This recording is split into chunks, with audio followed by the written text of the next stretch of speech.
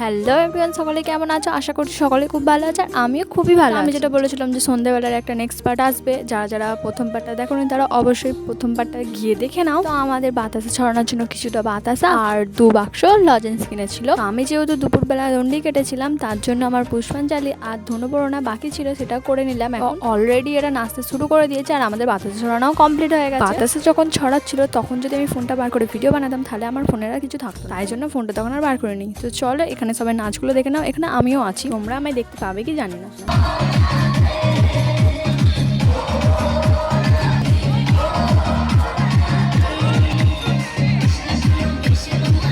আমি এই গন্ডি কাটার পরেও যে এত নাচতে পারবো আমি ভাবতে পারিনি। আমি কিন্তু প্রচণ্ড নেচেছি। পুজো বলতে এখানে সেরকম পুজো হয় না, তো আমাদের এখানে হরিনামের সময় যে যেরকম পারে মজা করে নেয়, আর অবশ্যই হরিনামের গানও শুনি। আজকের মতো এই পর্যন্ত। ভিডিওটা ভালো লাগলে অবশ্যই একটা লাইক করে দিও। Love you all, bye by.